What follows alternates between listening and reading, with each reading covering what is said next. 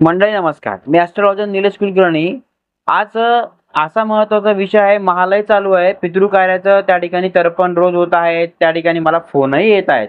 मला बरेच फोन आलेत, बरेच कार्य त्या ठिकाणी संपन्नही झालेत आणि ज्या वेळेस मी घरात जातोय तर थोडीशी एक समस्या त्या ठिकाणी मांडतायत ते लोकं. तर ती अशी, की देवघरामध्ये मृत व्यक्तींचे चांदीचे टाक असायला पाहिजेल का? किंवा मग ते चांदीचे मुखवटे आपण जे त्या ठिकाणी पूजतो कुलदेवतेच्या ज्या टाकासोबत म्हणजे त्या मुखवट्यांसोबत आपण जर कधी ते पुसतो आहे, तर ते योग्य आहे का? मग यामागचं कारण काय?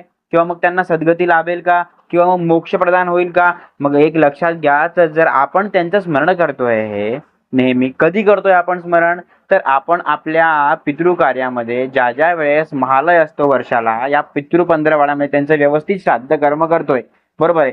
तसंच महत्त्वाची गोष्ट अशी आहे, की जर तुम्ही तुमच्या घरामध्ये मृत व्यक्तीचे चांदीचे मुखवटे ठेवलेले आहेत आणि जर त्यांना तुम्ही पूजत आहात, दुसरी सर्वात महत्त्वाची गोष्ट, जर आपण शास्त्राप्रमाणे बघितलं तर त्या मृत व्यक्तींचा ज्या वेळेस मरण होते आपल्या घरामध्ये आपण त्यांचं नाव घेत असतो. काही आपण गोष्टी करतो त्यांना क्लेश होतात, त्रास होतो. त्यांना सद्गती त्या ठिकाणी लाभत नाही. म्हणून विषय असा आहे, की जर श्राद्ध, कर्म, तर्पण आणि 10वं-12वं त्या गोष्टी व्यवस्थित झालेल्या असतील, तर आपल्या मृत व्यक्तीला मोक्ष प्राप्त झालेला आहे.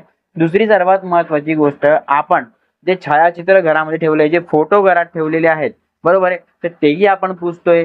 हां, मेन गोष्ट अशी आहे, की या पूजनाला काहीही प्रॉब्लेम नाही, काहीही समस्या नाही. परंतु आपण जर असं केलं तर, की पितृकार्याच्या वेळेस त्यांचे फोटो पुजले, त्यांच्या फोटोसमोर आपण त्यांचा आवडता नैवेद्य ठेवला, तर हरकत काय? म्हणून जर ते टाक तुमच्या घरामध्ये असतील, जर ते चांदीचे मुखवटे तुमच्या घरामध्ये असतील, तर ते तुम्ही आपल्या जलाशयामध्ये म्हणजेच ज्या ठिकाणी वाहती नदी आहे, समुद्र आहे, त्या ठिकाणी तुम्ही श्राद्ध पक्ष झाल्यावरती ते व्यवस्थितरित्या विसर्जन करू शकतात.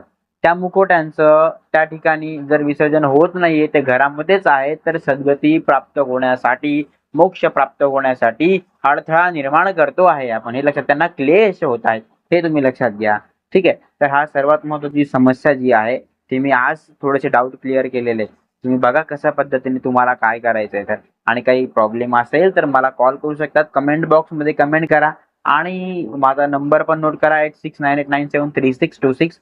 दुसरी सर्वात महत्त्वाची गोष्ट, हे चॅनल सबस्क्राईब केल्यावर तुम्हाला घरोघरी माहिती मिळून जाते. नमस्कार.